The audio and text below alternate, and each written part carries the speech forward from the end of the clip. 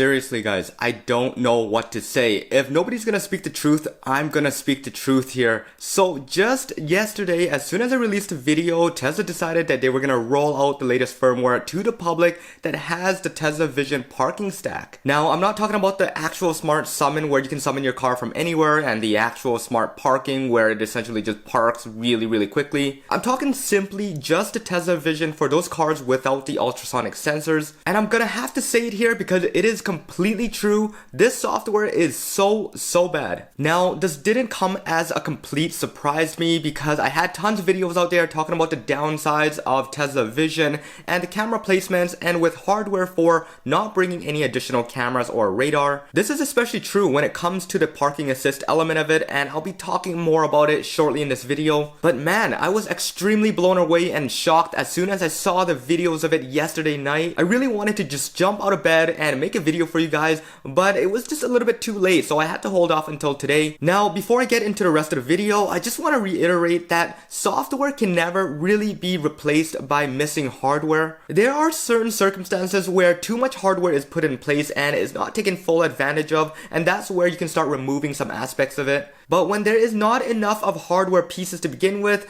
taking it away and relying on software is just not the way to do it, and this is just a perfect example of that. Alright, so I'm going to start off by saying that this is a major step backward, and it really shows in these little clips here. I couldn't even believe that it was released this way after showing such an amazing animation of it a few days ago. Now, if you guys haven't watched my previous video, I'll link it in the description below and up top there, but it was just about the leaked screenshot that came out by Green, and he showed us this awesome animation of it, and everything was so refined, so detailed, and I had my hopes up. I thought that this was going to be the full replacement for the parking sensors, but after seeing the animation compared to the visualizations, which I just seen yesterday and earlier this morning, I'm gonna say that this is a big fail. Now, there were even some jokes going around on Twitter, and I even posted it up on the community page here. Why don't we just head straight into the clips here, and I'll explain a little bit further before you guys get too angry. A lot of you guys are probably ones with the ultrasonic sensors, and then there's the other half without the ultrasonic sensors.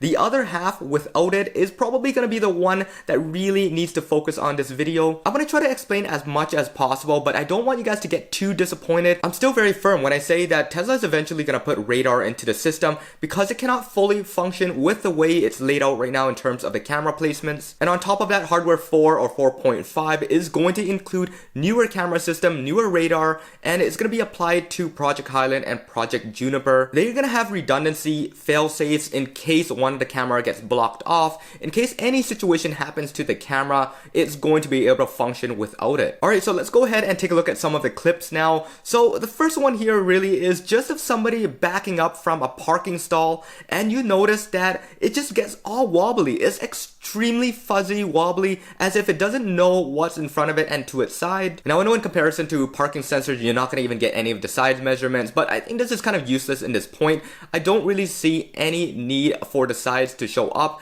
and it very well could just be a static line that they put there just so it looks like it's 360. Now, going into some of the other clips, you'll see that it doesn't even depict the objects properly. You'll see images of vehicles floating in and out of the visualization, which is a little crazy. I can't see how you're parking in the middle of a garage stall and then suddenly a humongous truck pops to the side of you and then another vehicle pops to the other left side of you. It's just crazy what it's doing right now. It makes me feel like this is like the alpha version of autopilot back in the days where you remember the cars passing you, it would jitter and it would jump from the top right corner of your bumper and suddenly it disappears and it pops back again at the back rear bumper. It gives me that sort of feeling that it's not even in the beta stages yet, so it's quite concerning here. And then just watching the rest of the videos, you can just see how jittery everything is, how unrefined everything is, and it just feels like this is not polished enough for it to come out to the public. Now, as expected and what I discussed about in previous videos, the line of sight where the camera placements are placed right now in the windshield cannot see through metal. So that means that it will have a humongous blind spot right up front, right underneath the bumper there. So because of this, Tesla has limited the capabilities to 12 inches away, and then it will immediately say stop on the screen. Now obviously when you're parked in a tight garage, when you have objects in front of you or at the back of you, you want to squeeze as much as possible in. However, because it cannot see anything, it is just gonna stop right there, and this is gonna be the same for Smart Summon as well. When the time comes and you want to Smart Summon your vehicle into the garage, and let's say there is literally no room in the front and the back of you, it's not gonna take advantage of all the space because it cannot see any object within that blind spot. So overall, you're just gonna have a much larger gap from the wall to your vehicle. As soon as it hits 12 inches, that's its limitations, whereas parking sensors can literally go down to the point where it's almost touching the sensors before it tells you to stop. Alright, so another concern that I have has nothing to do with the car actually. It has to do with the mindset of people that own the non-ultrasonic sensor vehicles. They are a little bit too lenient on Tesla. So in the example right here where somebody says that the performance is not good as their previous car and it's actually horrible, a response from the Tesla community is to clean up the cameras before you park. Of course that's gonna work, but that's the most ridiculous idea ever. Every time I want to park, I'm not gonna jump out of my car to clean my cameras just so I can see proper measurements of what I'm parking against. This is just a clear example of you being too lenient on Tesla and allowing them to literally remove every feature out there that we need and we expect and rely on. Eventually they're gonna remove something so drastic because everybody is saying it's completely fine. I don't want to go back to the history and talk about them removing all the things such as radar, range sensors, lumbar support, and a bunch of other things as well. It just gets to the point where it gets too ridiculous. We've already got confirmation that future iterations of the Model 3 and Model Y are gonna remove temperature sensors, and that literally gets to the point where we're gonna have to say that it's enough and stop defending Tesla in all scenarios. Alright, so you guys think this is it, right? Well, it's not. Trust me guys, there's so much more. Now this is a video of somebody doing their parking measurements as soon as they got the software update. They parked against some bushes and a curb, they did their measurements, but as soon as they hopped back into the car,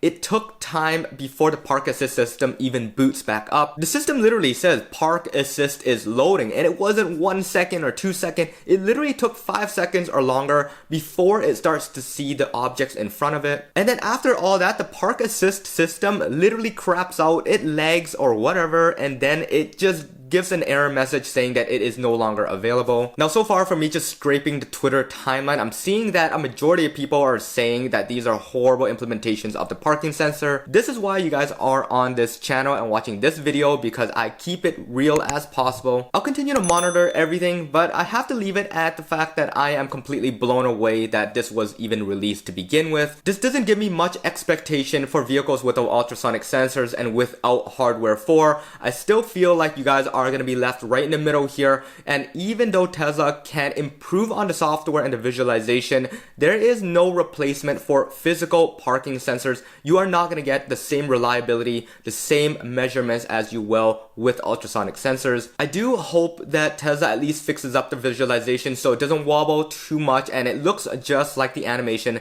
that it is on the screenshot. Fingers crossed for you guys who've just picked up your Tesla or picked up a Tesla without ultrasonic sensors. You guys are going to be hurt the most. So take it however you like, but this is a major fail, and this should wrap it up for this update here. Like I said, I'll post more videos, more updates as it goes on. I'll be on Twitter at HeyJohnE, so follow me there. I am pretty active on there generally. And if you guys haven't already done so, please hit that subscribe button, add that notification bell. It really helps the channel, and I'll notify you guys as soon as I do hear anything else regarding Tesla Vision. This should be it for this video. Hope you guys enjoyed it. This is John once again. Peace out.